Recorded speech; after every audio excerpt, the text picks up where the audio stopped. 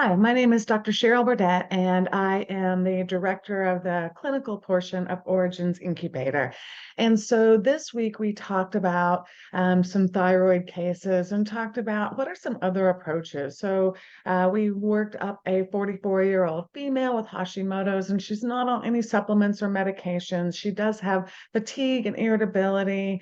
And she has some underlying triggers like mold and has a history of rough pregnancies, but doesn't want to start taking any medications.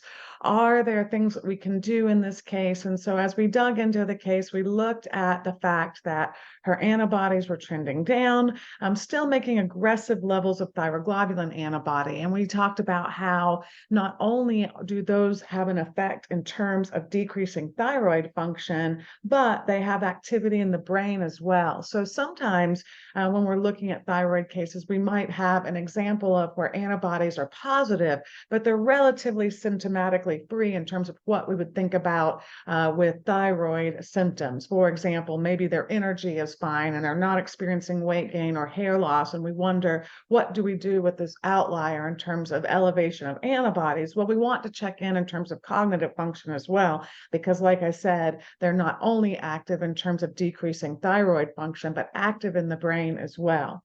And so we talked about, are there realistic approaches to shifting the numbers, shifting well-being without jumping to medication?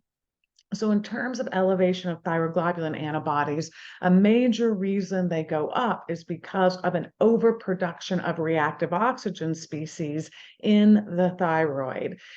This will nick your thyroid hormone, exposing odd epitopes, making the thyroid hormone look weird, and this sends off the antibody production. Of course, we would think about things like leaky gut and adrenal support, as decreasing gut-based permeability helps us with most autoimmune conditions out there, and improving thyroid function, improving cortisol also helps to decrease that overactivity of the immune system as well.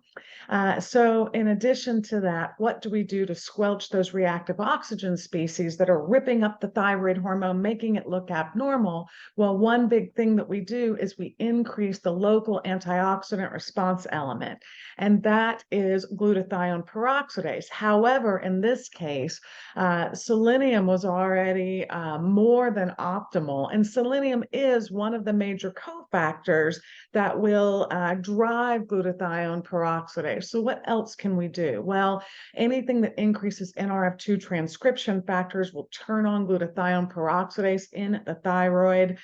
We know that we can utilize other glutathione strategies. Things that increase glutathione, like N-acetylcysteine, will be effective as well. And in the case of shifting numbers, using over-the-counter thyroid glandulars can be useful. Something like a T150 that also combines botanicals as well as things like zinc and selenium. Also very interesting, zinc alone can increase thyroid hormone production as much as 30%. So yes, there are evidence-based approaches that will shift serum thyroid numbers and can help get to underlying cause. Also, ashwagandha, great research in terms of increasing thyroid numbers and also normalizing TSH. So in this case, a subclinical hypothyroidism with a TSH at 3.28. Generally, we'd like to see it less than 2.5, and her thyroid hormones more to the low side.